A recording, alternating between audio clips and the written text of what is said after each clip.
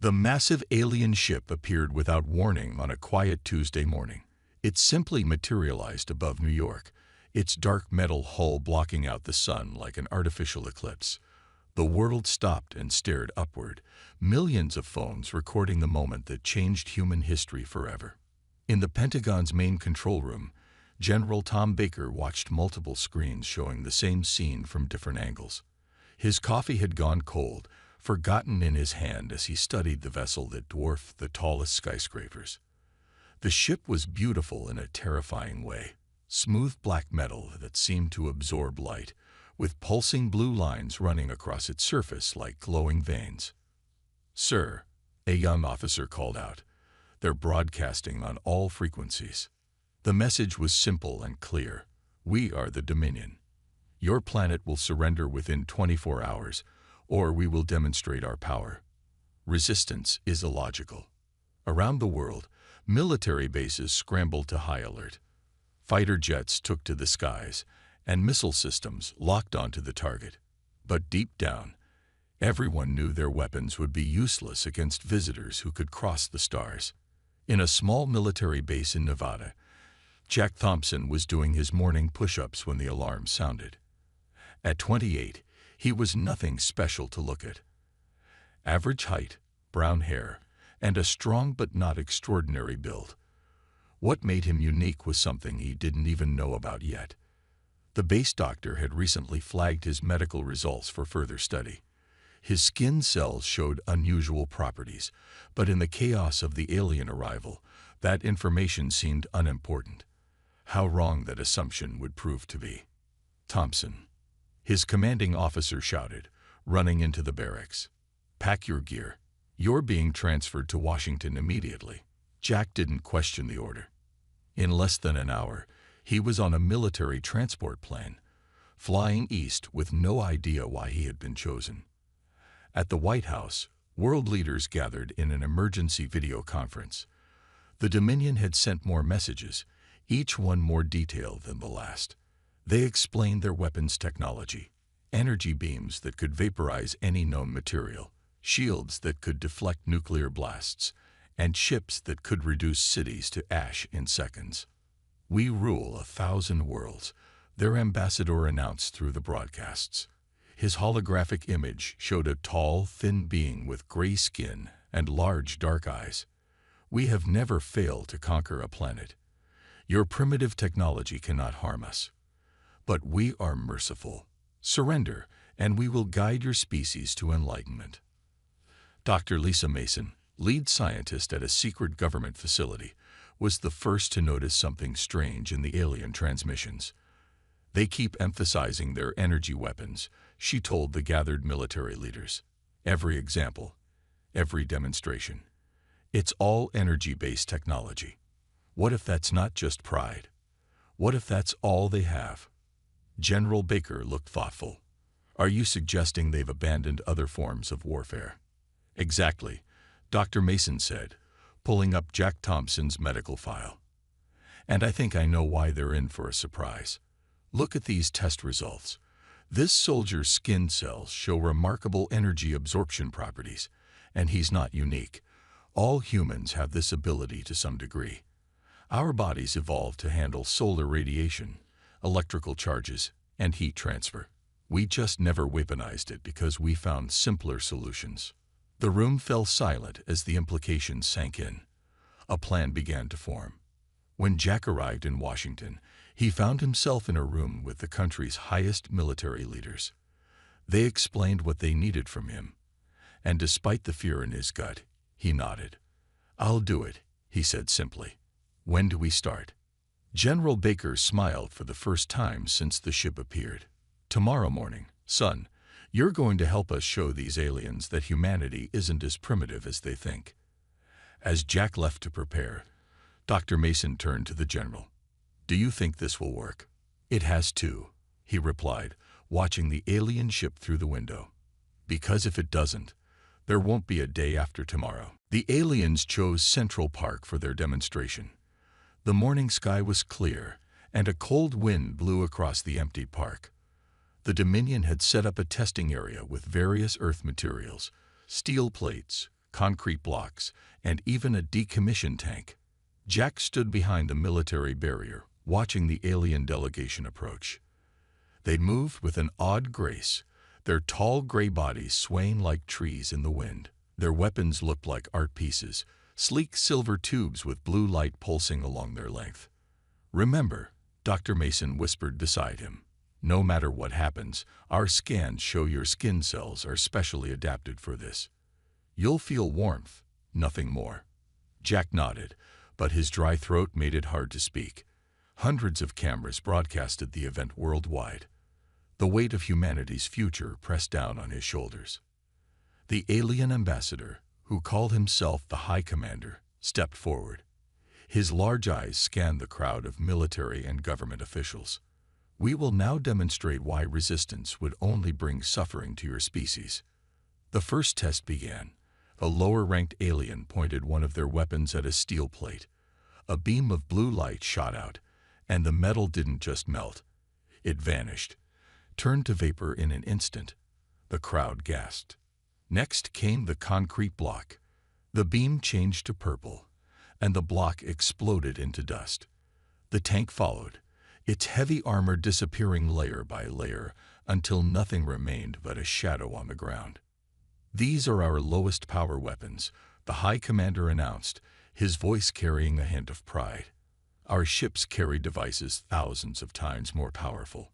Now, to prove our mercy, we will show you our strongest handheld weapon.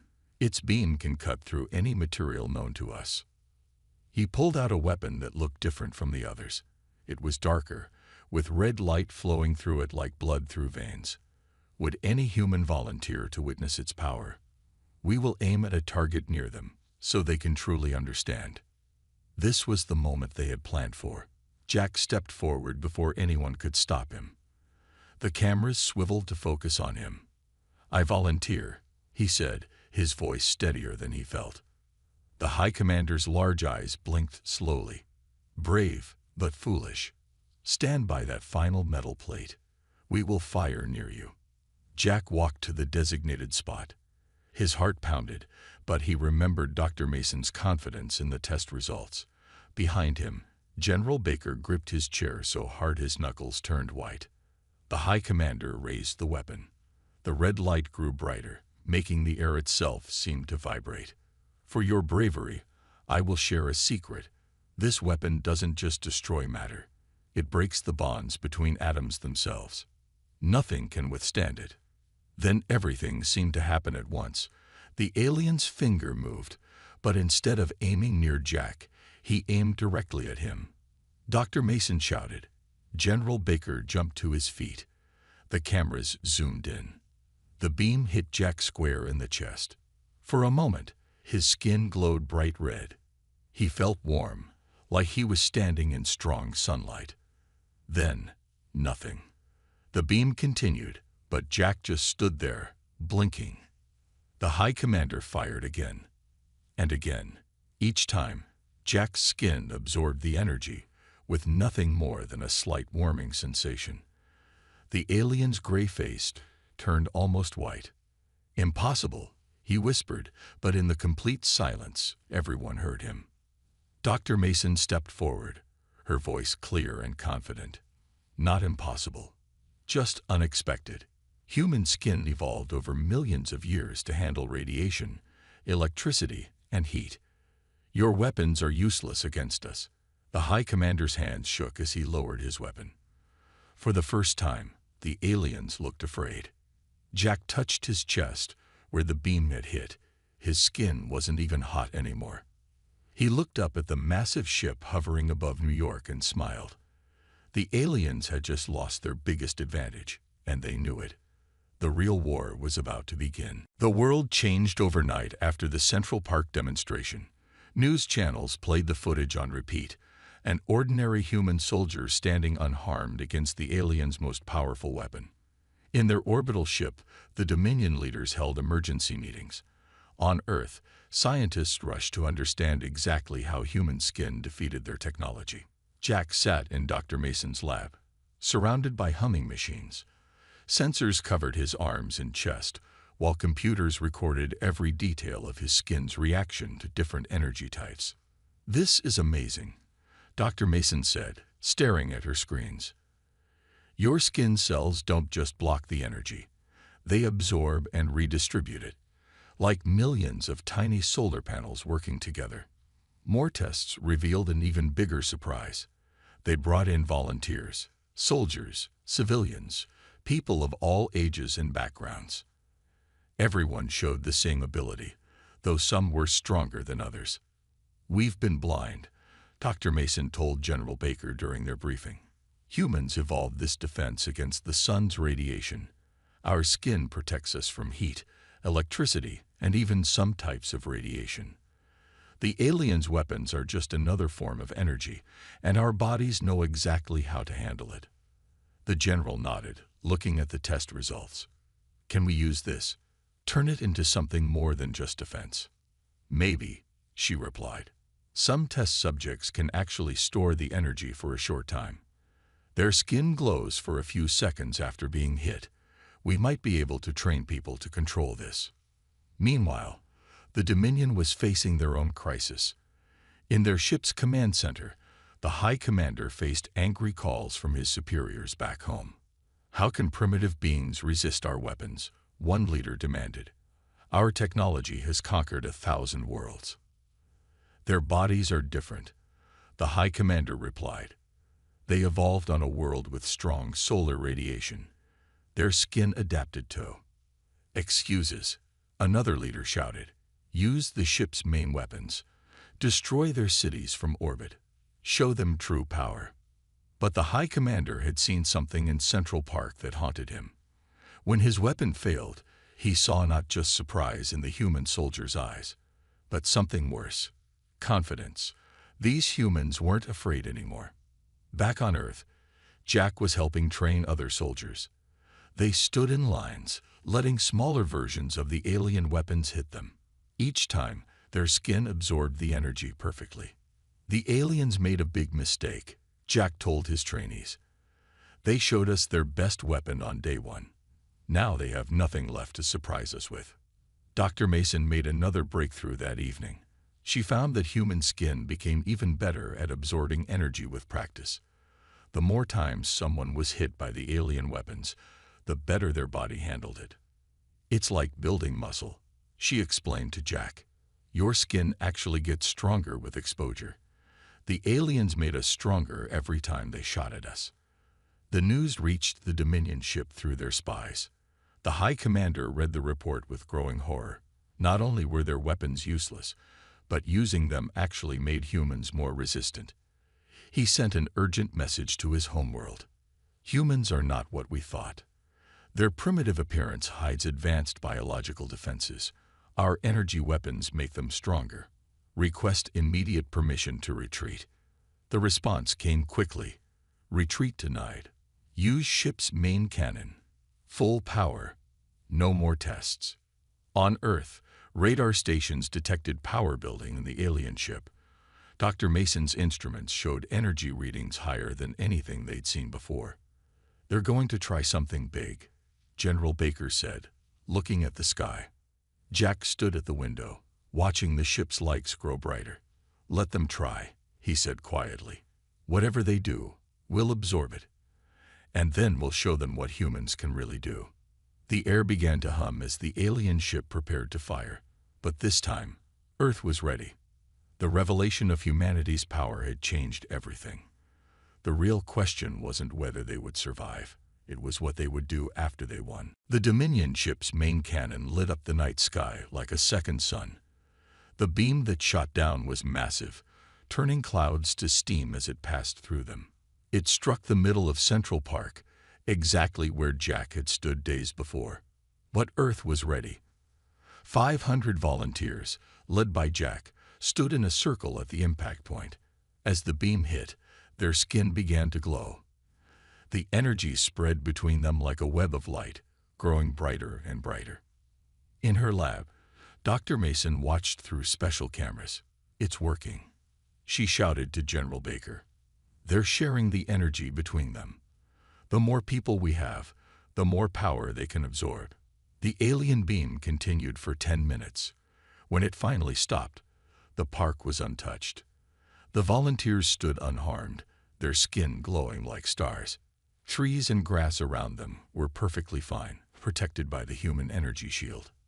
Impossible. The High Commander's voice boomed from the ship. That was enough power to destroy a continent. Dr. Mason rushed to the park with her equipment. What she discovered changed everything they knew about human evolution. She gathered the world's top scientists for an emergency meeting. "Look at this," she said, showing microscope images of human skin cells. "When the aliens fire their weapons, our skin cells don't just absorb the energy. They talk to each other. They share the load. The more humans stand together, the stronger the defense becomes." One scientist from India leaned forward, like a living shield. "Better," Dr. Mason replied. "Our bodies evolved this network over millions of years of standing under the sun. Every human on Earth is part of it. We just never knew because we never faced an attack big enough to activate the full system." In the military command center, General Baker received more surprising news. The volunteers who absorbed the ship's beam were showing new abilities. Their skin could now generate small energy pulses. Nothing dangerous, but enough to interfere with the aliens' equipment. Jack demonstrated this by touching an alien weapon they had captured. The weapon's lights flickered and died. "Our bodies learned from their attack," he explained. "Now we can shut down their technology just by touching it." The High Commander watched these developments through his ship's cameras. His gray skin turned almost white with fear. Everything they knew about warfare was being proven wrong. He sent another message home. "Humans are more advanced than we thought. Their bodies adapted to our weapons in days. They can now disable our technology by touch. We cannot win this war." The response from his leaders was different this time. "Fascinating. Continue observations. Do not attack. We must study them." Dr. Mason made one final discovery that changed everything. She found that the human energy absorption ability wasn't just a defense. Under the right conditions, human skin could store energy and release it in controlled ways. "Think about it," she told General Baker. "Every human on Earth could become a living battery. We could power cities, spaceships, anything, just by standing in the sun." The aliens' weapons had forced humans to discover something that was inside them all along. They weren't just immune to energy weapons. They were the next step in biological evolution. Jack tested this theory by standing in sunlight for an hour. Then he touched a dead flashlight, and it turned on. "This is just the beginning, isn't it?" he asked Dr. Mason. She nodded, looking at her latest test results. "The aliens thought they were showing us their power. Instead, they helped us discover ours. Humanity isn't just ready for the stars. We're built for them." In orbit, the Dominion ship powered down its weapons. The High Commander knew their attack had failed in the worst possible way. They hadn't just lost a battle. They had awakened something far more powerful than their technology. Earth wasn't just safe from alien weapons. It was about to become something the galaxy had never seen before. A world of living power. 1 week after the failed attack on Central Park, Earth launched its first counter-offensive against the Dominion. The plan was simple but brilliant. Since human skin could absorb and disable alien technology, traditional weapons and armor would only slow them down. 500 soldiers, with Jack in the lead, walked straight toward the Dominion's ground forces. They wore nothing but light clothing and carried basic weapons, pistols, knives, and old-fashioned rifles. The aliens laughed when they saw this seemingly primitive attack. "Look at them," the High Commander said from his ship. "They're not even wearing armor." But his laughter died when the first energy beams hit the humans. Instead of falling, the soldiers kept walking. Their skin glowed brightly, absorbing every shot. More importantly, any alien technology they touched simply stopped working. "This is incredible," Dr. Mason said, watching through binoculars from the command center. "They're not just immune. They're walking EMP fields." The alien soldiers panicked. Their powerful weapons were useless. Their protective shields died as soon as humans got close. Even their communication devices went dark at a single touch. Jack led his team into the aliens' main ground base. Every door, every security system, every defense mechanism shut down as they passed. The aliens had become so dependent on their energy technology that they had no backup plans. Fall back. The alien commanders screamed into dead communicators. Return to the ship. But Earth had another surprise ready. Dr. Mason had discovered that humans working together could project their energy-absorbing field. 1,000 people standing in a circle could create a zone where no alien technology would work. As the alien soldiers tried to use their transport beams to return to their ship, they found the beams wouldn't work. They were trapped on the ground. "Sir," Jack reported back to General Baker, "we've taken their main base. No casualties on our side. The aliens are surrendering in groups. Their weapons don't work, their shields are dead, and they can't call for help." The High Commander watched in horror from his ship.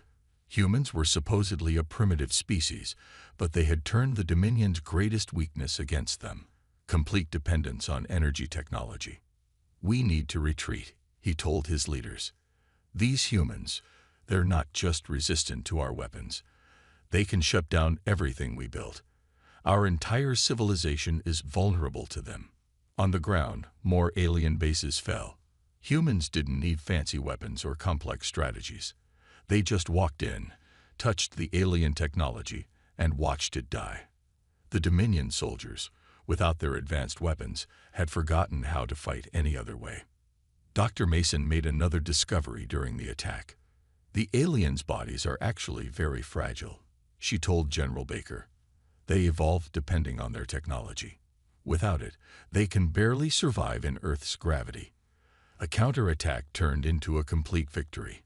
Within 2 days, every Dominion ground force on Earth had surrendered. Their weapons were useless, their communications were dead, and their soldiers couldn't even move properly without their powered suits. Jack stood in the captured alien command center, looking at their dead screens and silent machines. "They thought they were so advanced," he said to his team. "But they forgot something important. Real strength comes from what's inside you, not what you carry." The High Commander's ship remained in orbit, but now they were the ones afraid. Every attempt to use their weapons against Earth was absorbed by the human defense network. Every probe or shuttle they sent down went dark as soon as it entered the human energy dead zone. "What do we do now?" one of the alien leaders asked during their emergency meeting. The High Commander looked down at Earth, where his mighty army had been defeated by the simplest of all defenses: human skin. "We pray," he said quietly, "that they show us more mercy than we showed them." The age of alien energy weapons was over. The age of human biological power had begun. 2 weeks after their ground forces surrendered, the Dominion made their final desperate attempt to defeat Earth. Their massive ship still hung in orbit, but now it was more like a trapped animal than a threatening predator. The High Commander had ordered his engineers to create new weapons: old-style guns that fired metal bullets, missiles with chemical explosives, and even primitive projectile launchers. Their entire civilization had to relearn warfare from scratch. "Primitive weapons for primitive humans," he announced to his troops. "We will show them that the Dominion can adapt too." But there was a problem. The aliens had used energy weapons for so long that they had lost the knowledge of how to aim physical weapons. Their arms were weak from centuries of letting powered suits do all the work. Even the recoil from a simple gun was too much for them to handle. On Earth, Dr. Mason watched the aliens' desperate preparations through powerful telescopes. "They're making a huge mistake," she told General Baker. "They think our advantage is just about absorbing energy weapons. They don't understand that humans are physically stronger than them in every way." The Dominion launched their attack at dawn. Thousands of metal projectiles rained down from their ship, but years of using only energy weapons had left them with terrible aim. Most missiles missed their targets completely.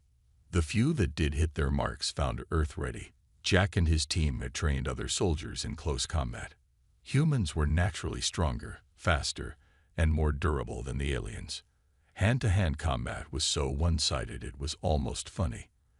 "This is almost sad," Jack said, watching alien soldiers struggle to lift their new weapons. They focused so much on advanced technology that they forgot about basic physical strength. In orbit, the High Commander received more bad news. Other alien species under Dominion control had heard about Earth's resistance. Many were starting to question why they had surrendered to energy weapons that humans could simply absorb. "The Empire is falling apart," one of his officers reported. "3 systems have already declared independence. They say if humans can resist us, so can they." Dr. Mason made another breakthrough in her lab. By studying the aliens' biology, she discovered why they were so physically weak. "Their homeworld has much lower gravity than Earth," she explained. "They developed energy weapons because they weren't strong enough to fight any other way." The final battle was brief. When the aliens tried to use their new physical weapons, most of them couldn't even carry them properly. Their shots went wild, their missiles flew off course, and their soldiers could barely move in their non-powered armor. Jack led a team that captured the High Commander himself. The alien leader had tried to fight with a simple metal sword, but he could barely lift it. "How?" the High Commander asked as they took him into custody. "How can you be so strong without technology?" Jack's answer was simple: "Because we never forgot that real strength comes from within. Your people chose to rely on machines. We chose to rely on ourselves." The Dominion's desperate final attack had revealed their greatest weakness. They had become completely dependent on their technology. Without their energy weapons and powered suits, they were physically inferior to humans in every way. Dr. Mason summed it up in her report to world leaders. The aliens' desperation to find new weapons actually proved why they lost. They forgot that technology should enhance natural abilities, not replace them. The High Commander's final message to his homeworld was a warning: "Do not attempt to retake Earth. These humans are not primitives. They are what we should have become. They have the perfect balance of natural strength and technological understanding. We never stood a chance." As the sun set on the final day of the war, Jack stood watching the alien ship power down for the last time. "They thought adapting meant finding new weapons," he said. "They never understood that true adaptation happens inside you, not in the tools you carry." The Dominion's desperation had only proven one thing: humanity's greatest weapon was humanity itself. 6 months after the Dominion's surrender, Earth had changed more than anyone could have imagined. The alien ship that once threatened their world now floated peacefully in orbit, converted into humanity's first space station. But that was just the beginning. Jack stood at a podium in the United Nations, addressing representatives from both Earth and 15 alien worlds that had broken free from the Dominion. His skin still glowed faintly, a reminder of the power all humans now knew they possessed. "We didn't win because we were stronger or smarter," he told the gathered crowd. "We won because we remained balanced. We kept our natural strengths while embracing technology. That's the lesson we want to share with the galaxy." Dr. Mason had turned her discovery about human skin into something revolutionary. She found ways to use humanity's natural energy-absorbing abilities to power everything from homes to spaceships. Clean, endless energy was now available simply by having humans stand in special charging stations for a few minutes each day. "Imagine," she explained to a group of alien scientists, "your civilization spent centuries trying to create perfect energy weapons. But the perfect energy system was biological, not technological. It was inside humans all along." The High Commander, now serving as an advisor to Earth's new space program, had changed too. He had started exercising, building his natural strength instead of relying on powered suits. Other aliens followed his example, learning that their bodies could grow stronger through practice. "My people forgot something important," he told Jack during one of their meetings. "We thought evolution meant replacing our weaknesses with technology. You humans showed us that real evolution means developing your natural strengths." Earth's cities were transformed. Traditional power plants were replaced by human energy centers, where volunteers took turns absorbing sunlight and sharing it with the power grid. Cars ran on batteries charged by human touch. Even spaceships were powered by crews whose skin could absorb and redirect energy.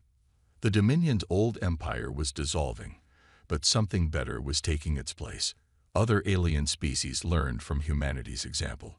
They rediscovered their own natural abilities that had been hidden by over-reliance on technology.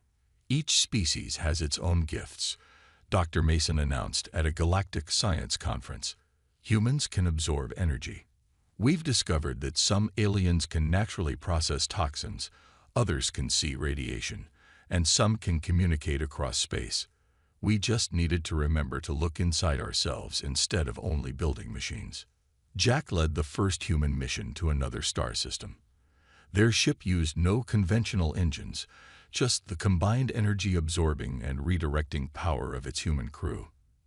They covered in days what would have taken the Dominion's ships months. The galaxy was waiting for us. He logged in the ship's record, not because we were special, but because we never lost touch with what made us human. The High Commander's final act was to share all of his people's technological knowledge with Earth, but he added a warning. Use this to enhance what you are, not to replace it. That was our mistake.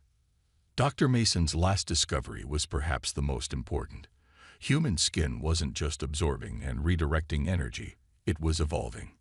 Each generation would be born with stronger abilities. Humanity's gift would only grow stronger. We're entering a new age, she told the world. Not an age of technology or an age of biology, but an age of balance. That's humanity's real gift to the galaxy. At the edge of the solar system, Jack stood on the observation deck of humanity's newest ship. The stars stretched out before him, now filled with possibility instead of threat. His skin glowed softly, powering the ship's systems as naturally as breathing. Ready to explore? His crew asked. Jack smiled, looking at the endless stars ahead. Human skin, once considered primitive by the Dominion, had opened up the galaxy. But more importantly, it had taught everyone, human and alien alike, that true strength comes from embracing what you are, not trying to be something else. Ready, he said. Let's show the galaxy what humanity can really do. The age of balance had begun, and it started with the simplest thing of all, human skin.